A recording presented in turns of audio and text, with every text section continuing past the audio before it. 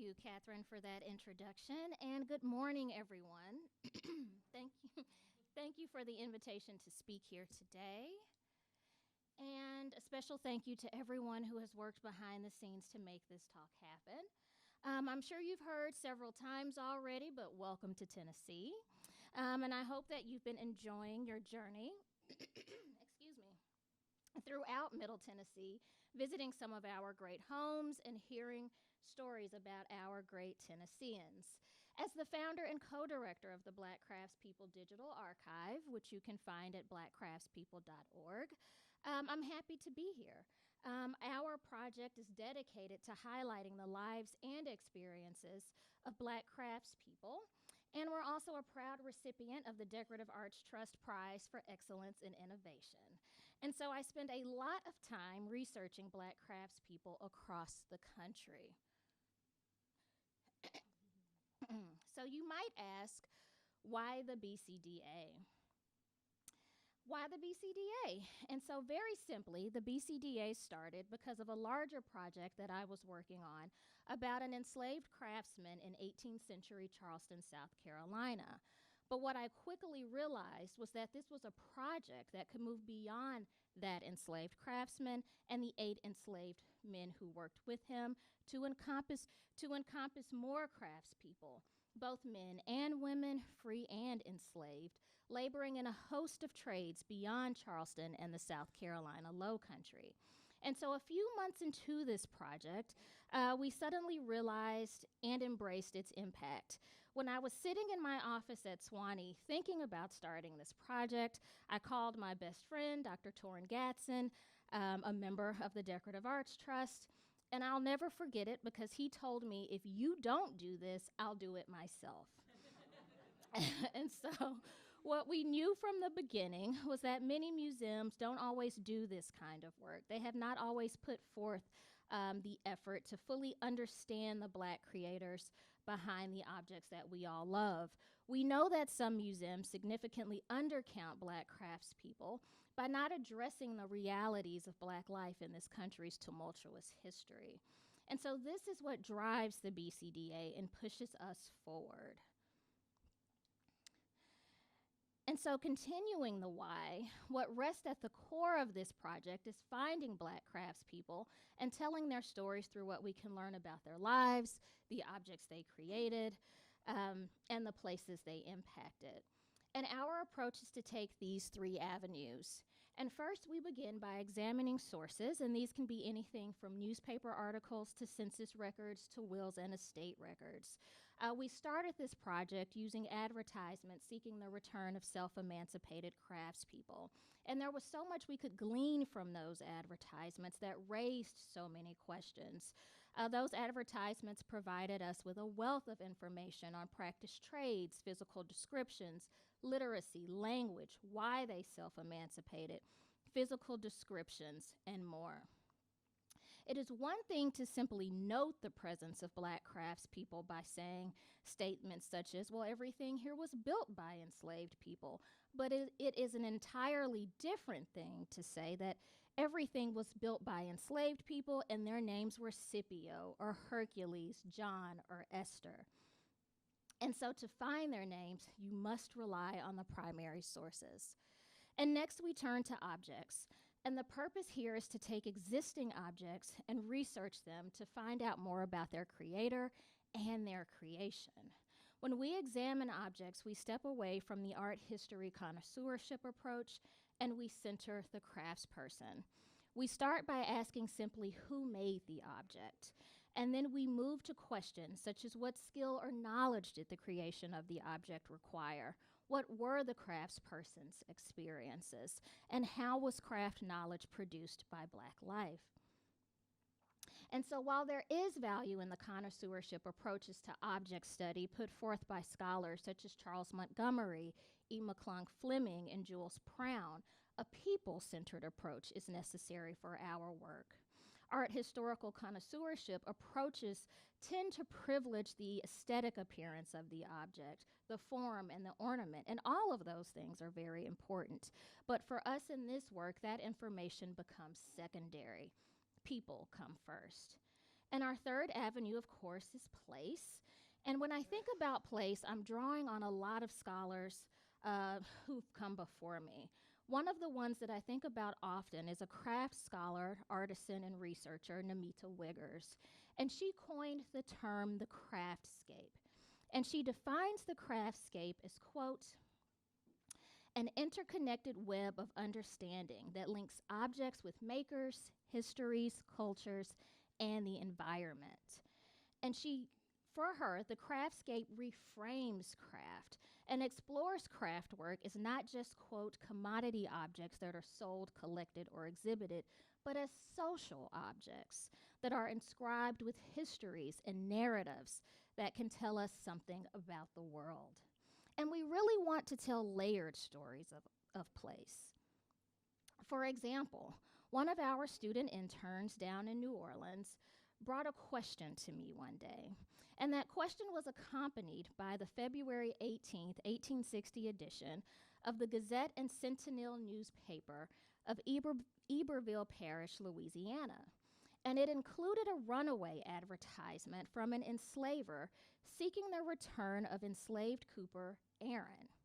And in the advertisement, the comment that the enslaver left was, quote, Aaron pretended to make barrels. And so I started digging around because I was like, pretended to make barrels is a very interesting thing to say.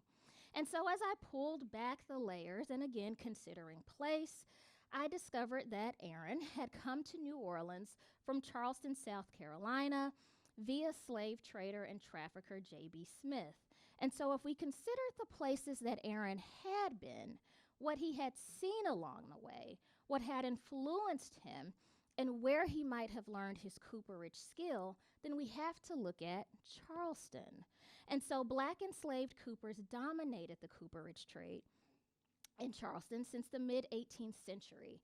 So it is more than possible that that's where he learned the trade and that he used his Charleston knowledge at his new home in Iberville Parish, perhaps crafting those barrels differently, leading his enslaver to say that he only pretended to be a cooper.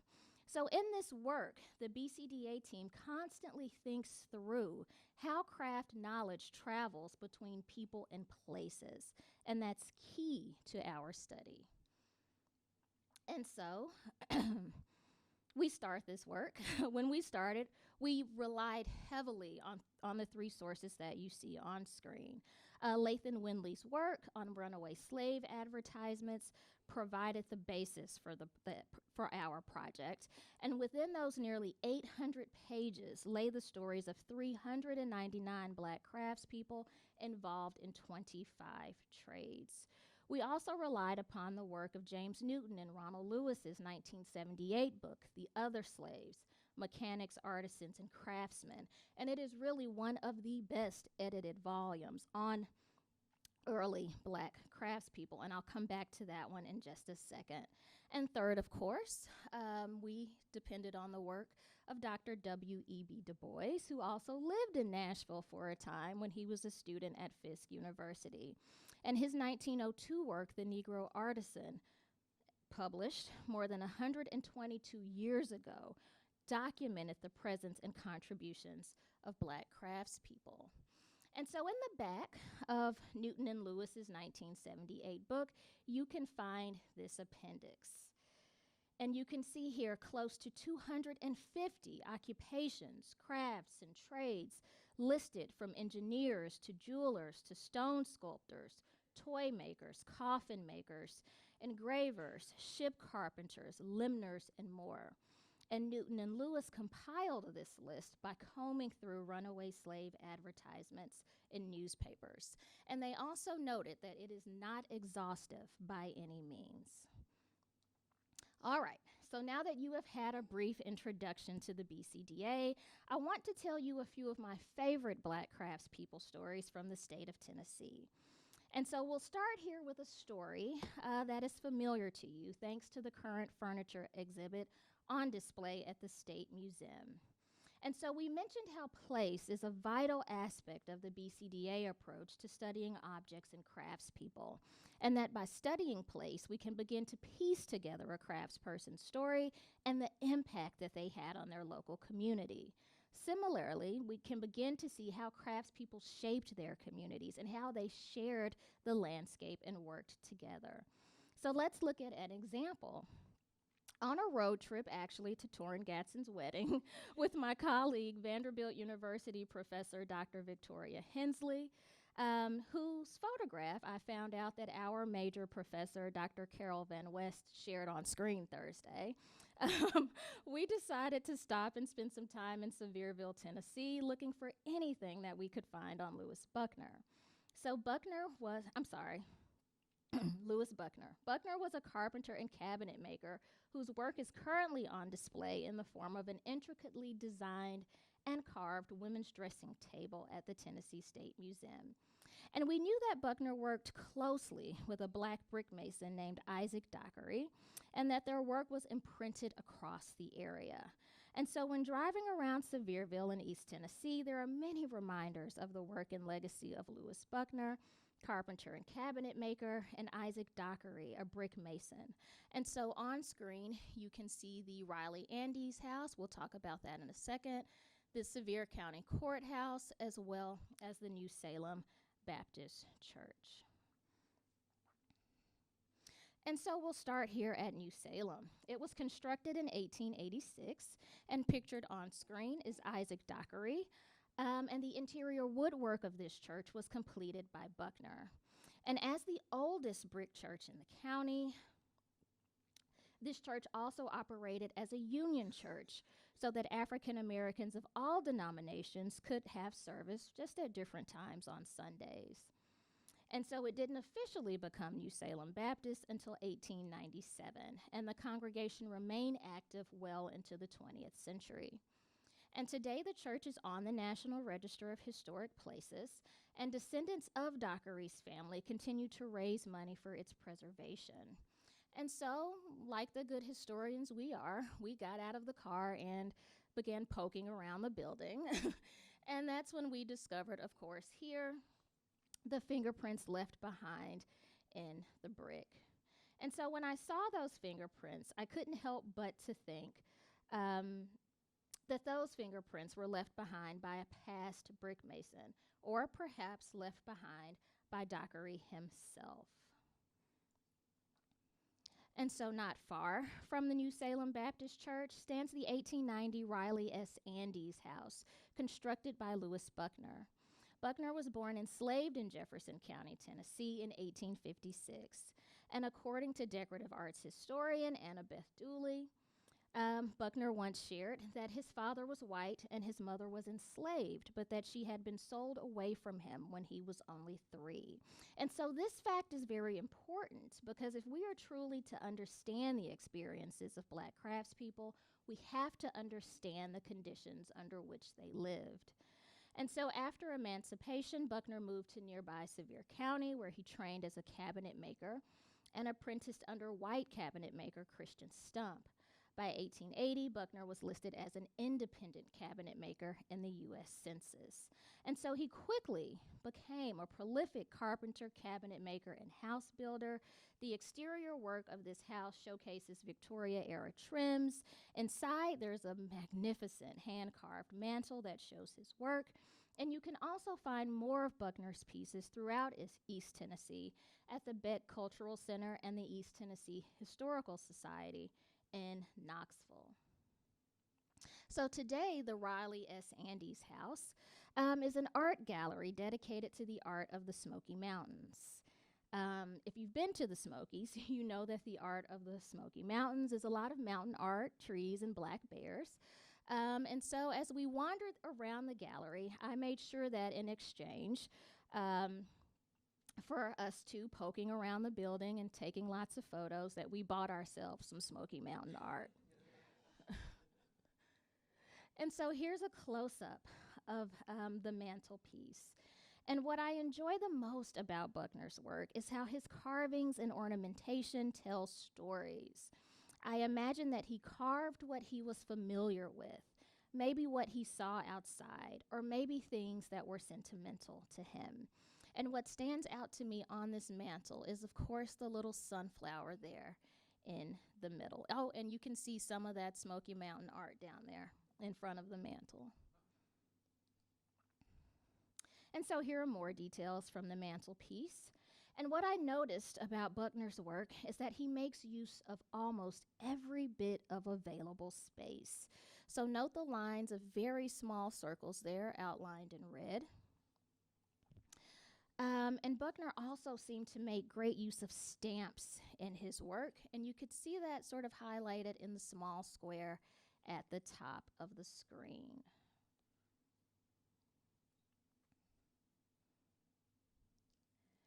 And so here's a side-by-side comparison of the Raleigh Andes house mantle and the dresser in the collections of the Tennessee State Museum.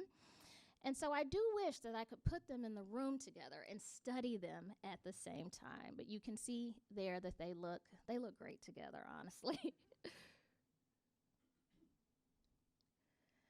And so here are detail shots from both pieces. The top left is, of course, the top of the dresser at the State Museum. And so note the many hand-carved symbols, including flowers, leaves, shells, and even the carving of the Guinea squash, also known as the eggplant. Thank you, Annabeth.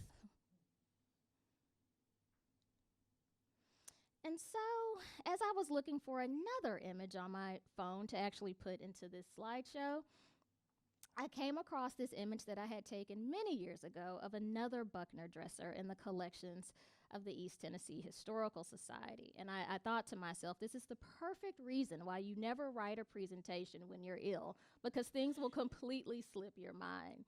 I don't have the best images of this dresser because it's in a very crowded display, but you can make out some of Buckner's signature carvings here, including the lanterns or maybe candles of some sort that dangle from the top of the dresser near the mirror there.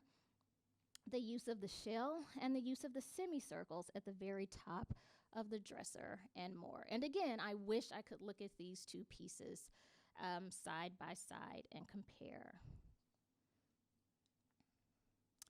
And so our last stop here in Sevierville is the Sevier County Courthouse. And it was constructed in 1896, and it stands as a testament to the previously mentioned Isaac Dockery's brick making and masonry work.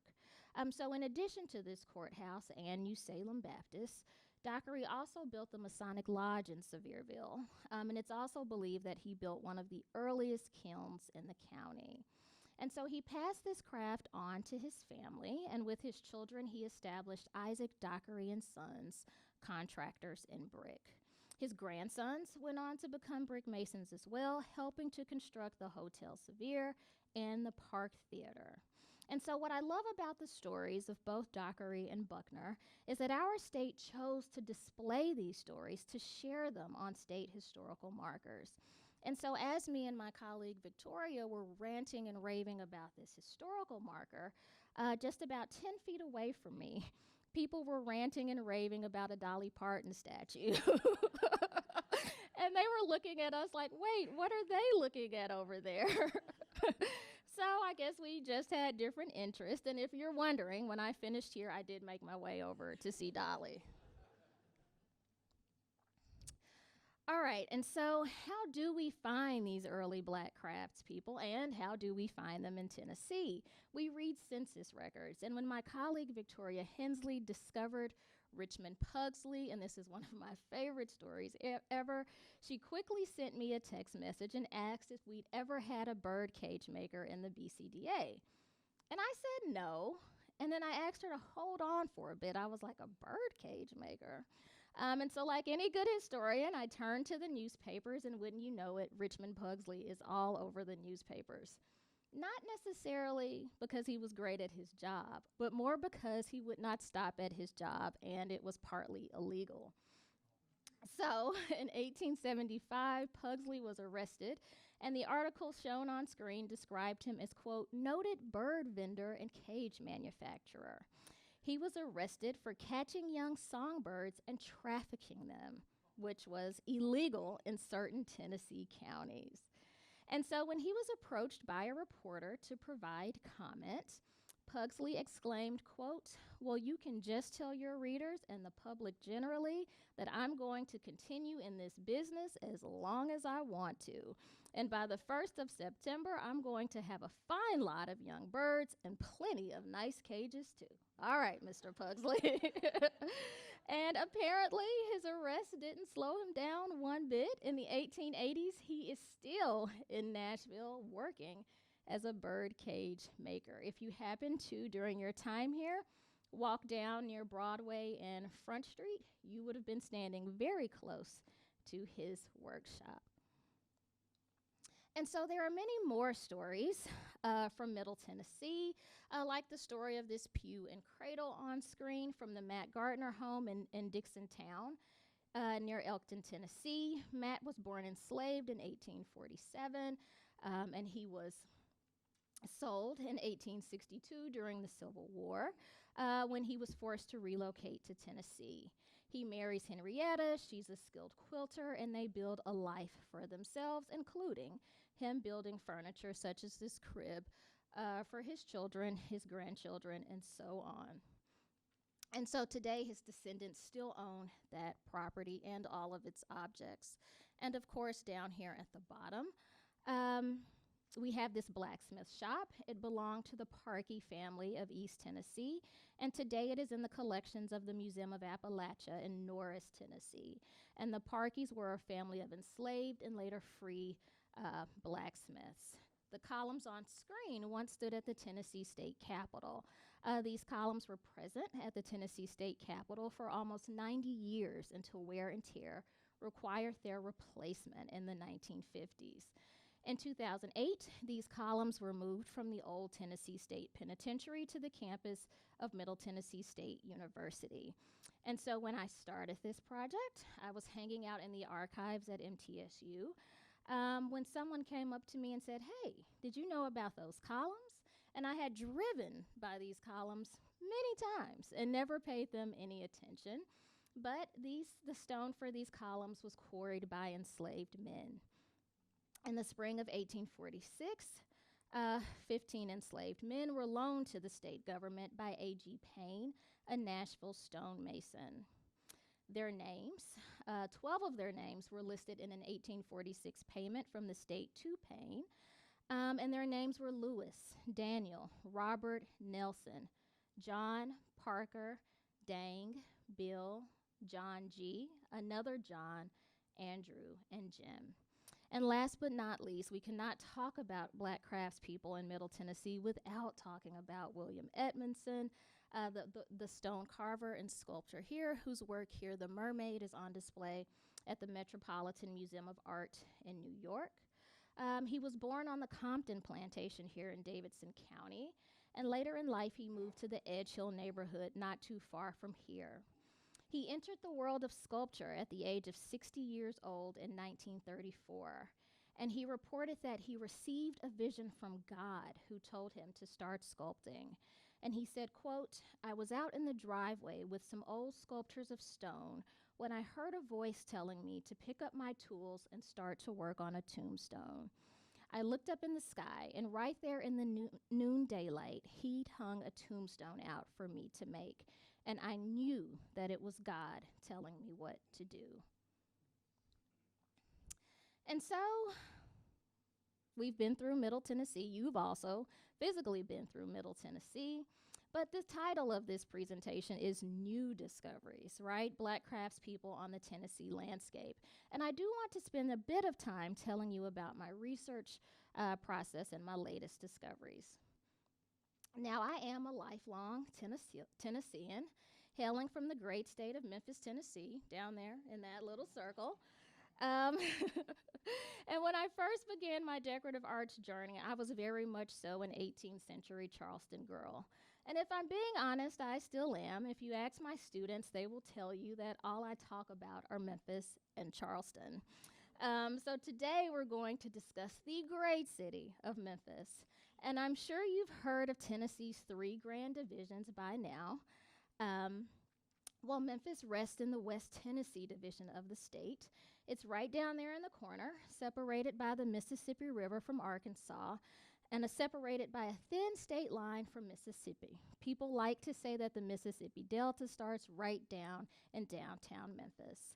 And I like to tell people that the state put Memphis in the corner because that's where your mother would send you when you'd been acting up. So that's where we are. And so on January 7th, 1819, the Chickasaw tribe was forced to cede their lands to the United States, opening up the land here in West Tennessee for settlement. And the city of Memphis was founded 5 months later by John Overton, James Winchester, and Andrew Jackson. And I believe that you visited a few of their homes on your tour the last few days. And of course, they named the city for the ancient capital of Egypt on the Nile River. And from its beginnings, Memphis was a rough river town, and it still pretty much is. And so one of the biggest parts of Memphis's commercial business structure pre-Civil War was the slave trade. It was known for its many and vast slave markets. And by 1850, Memphis was the nation's largest inland market for enslaved workers and the biggest inland cotton market in the world. More than 3,000 enslaved people lived in Memphis, most working as craftspeople in the shops of whites and free blacks. And on screen, you can see a chart noting the populations of whites, free blacks, and enslaved people in Memphis by year. And so as I was thinking through this and searching for black craftspeople in Memphis, I came across a history of the city written by J.M. Keating. And Keating noted that enslaved carpenters sold for the highest amounts in Memphis slave markets, typically selling for about $2,500 or roughly $75,000 to $96,000 today. And so the next highest sellers were blacksmiths, typically selling for about $1,100. And after that was painters, selling for about $1,000 each. And so Keating's work stuck with me because I immediately honed in on enslaved carpenters, blacksmiths, and painters and began my search. But just who were these enslaved carpenters, blacksmiths, and painters whose skills fetched such high prices at Memphis slave markets? And I tell people that sometimes when I'm doing this work, I feel like I'm chasing ghosts. Most of the people I'm looking for are only mentioned by trade, with their names and any other descriptions unrecorded. Advertisers used words like first-rate carpenter or for sale to carpenters, eliminating people's identities, names, etc. Other Memphis newspaper advertisements mention enslaved people by name, but then they don't mention anything more, such as a trade or craft. But much like the unrecorded enslaved black craftsmen who this toolbox belonged to, we at the BCDA are constantly building, making, and innovating. Y'all, I spend a lot of time thinking about this. And so over the years, we've collected a set of tools that aid us in our research. And among the easiest of them is simply knowing where to look. And so when I first began looking into Memphis, I turned to the information that was easiest to find, and that was the 1870 census. And so the first thing that I'm looking at on the 1870 census, the first that enumerated all formerly enslaved people, was that I was paying attention to occupation, age, and birthplace. So for example, in 1870, if someone is listed as a black 60-year-old carpenter, chances are that that person was a black enslaved 60-year-old carpenter prior to emancipation. Also, if their birthplace is Virginia, South Carolina, or Georgia, that speaks to a pattern of migration and begs the question as to whether or not they ended up in Memphis or West Tennessee as part of the slave trade. And so as I combed the 1870 census looking for black craftspeople, I found people such as those pictured on screen. Arthur Wyatt, an old carpenter, a 35-year-old carpenter born in Tennessee. Willis Colton, a whitewasher born in Tennessee. Alexander Kennedy, a carpenter born in Virginia. Caroline Rollins, a seamstress born in Virginia. And also Henry Rudd, who I'm still looking into, a musician born in New York. And so, additionally, I stumbled across this larger listing on the side of the screen, and it happened to be an entry for Julian Scharf's Saloon and Boarding House. And I'm sure they had some good times in there. But I found an entire community of black craftspeople, including carpenters, brick masons, laborers, bricklayers, all living in the same building with birthplaces such as Alabama, South Carolina, Mississippi, etc. And I like to think about what they brought with them from all of these places to Memphis and how that knowledge impacted what was made in Memphis, how people made things in Memphis, and the like. And I'm always wondering if I can spot a little bit of Virginia in Memphis, or if Memphis ends up with its own unique style. And what I love most about the story of black craftspeople and artisans in Memphis is that a lot of the documentation on these individuals was written by other black people. So I was no longer dependent on runaway advertisements written by enslavers looking for their property. And so other stories emerged with photographs of people such as Clara Lee Jones. She was born in 1850 to parents who were enslaved, and as a child, she learned to sew, and she put that talent to use in Memphis. It was said of Miss Jones, quote, "No other dressmaker in Memphis stands higher in the estimation of patrons of this art than Miss Jones, who is one of the best exponents of the art of dressmaking." And her primary patrons were the family of General Samuel T. Carnes, and that is a fun rabbit hole to go down. He brings electricity to the city of Memphis. He also buys the first automobile in the city. But pictured on screen is his wife, Catherine, and Clara was their exclusive seamstress, sewing their ball gowns, dresses, and daytime wear. And it is very possible that Catherine is wearing a Clara Jones creation when she sat for her portrait pictured on screen. And next we have Washington Vance, who was born in 1867 in Batesville, Mississippi, and later described as, quote, "one of the pioneer experts in fancy brick masonry." He was known for his creative talents and ability to develop and execute unusually difficult artistic brick designs. He quickly became in demand in Memphis and was selected as the contractor of the Second Congregational Church pictured on screen. A Memphis City historical marker outside of the church notes that, quote, "the present church was built by black artisans and completed in 1928.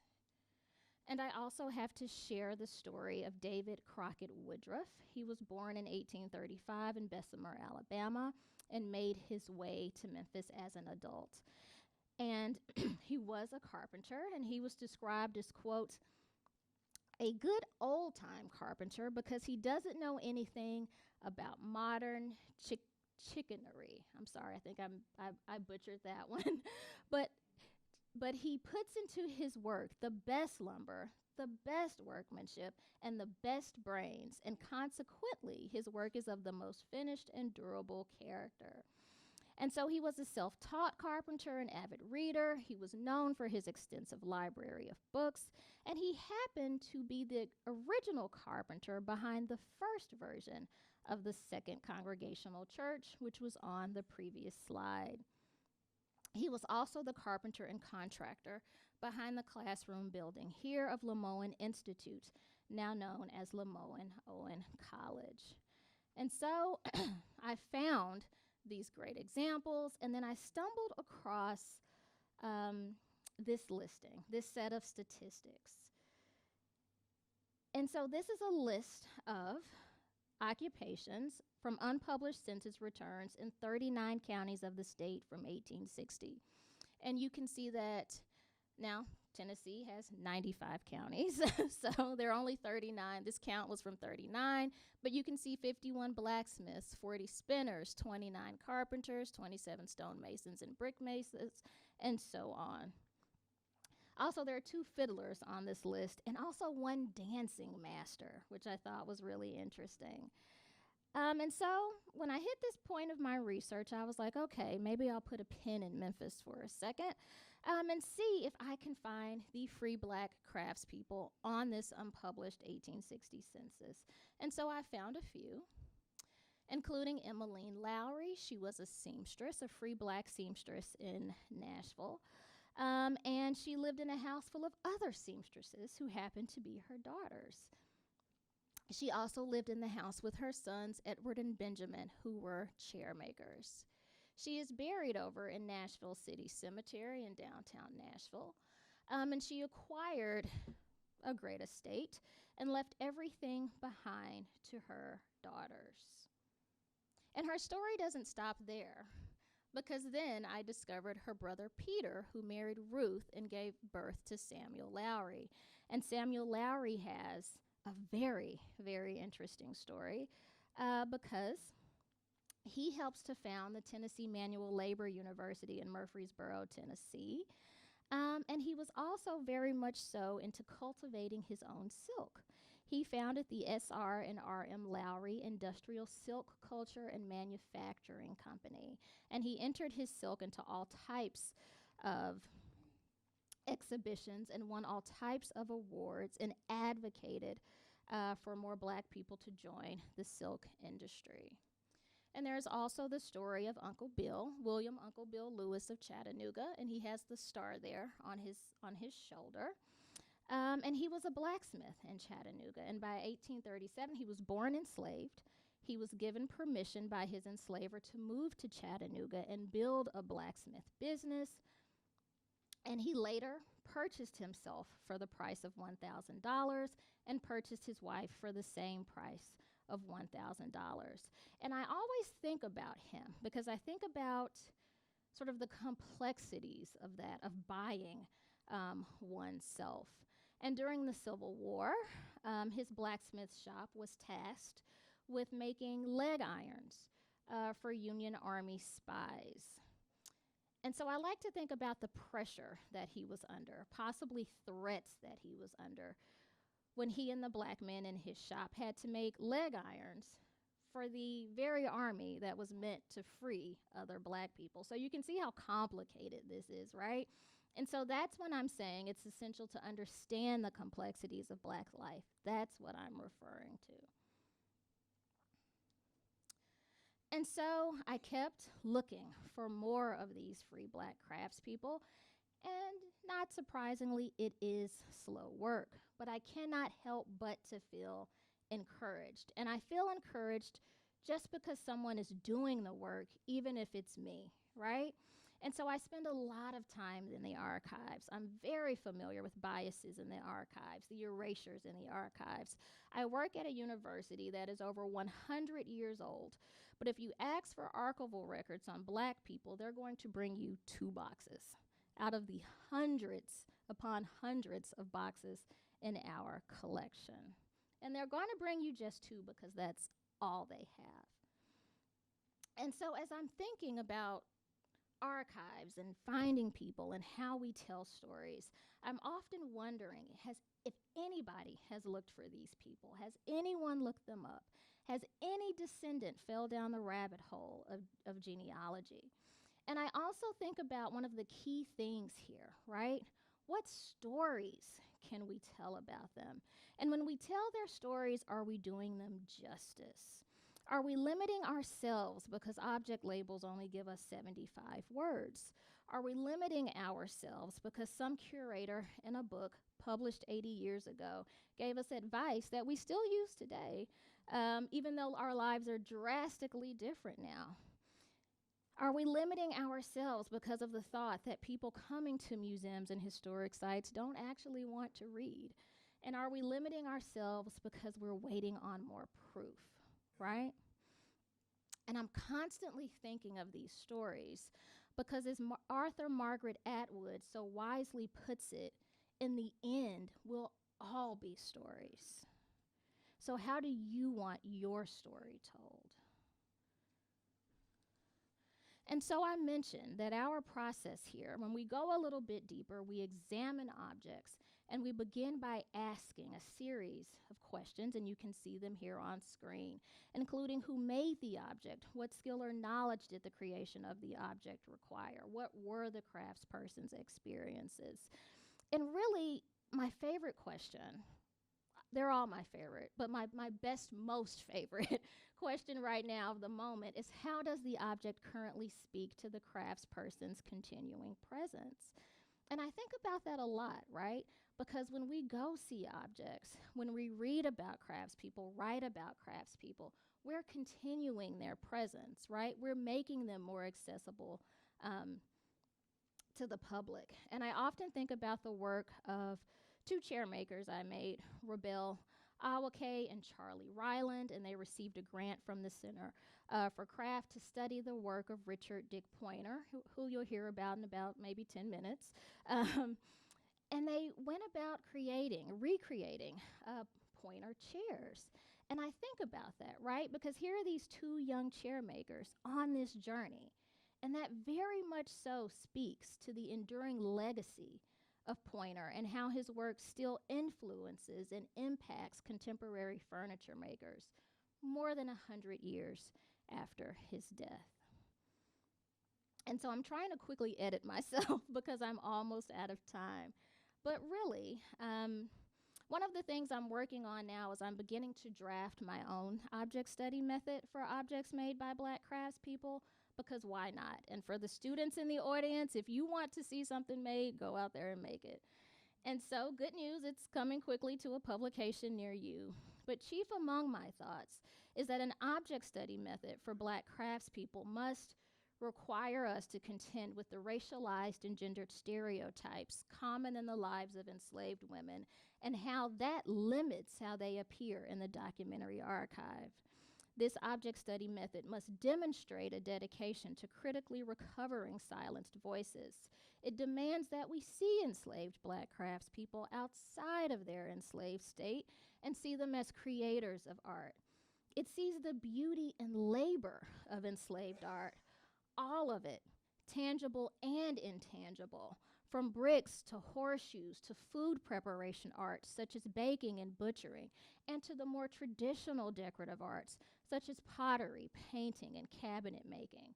And it also calls on us to amplify the narratives of individuals from African heritage throughout history, the present, and the future.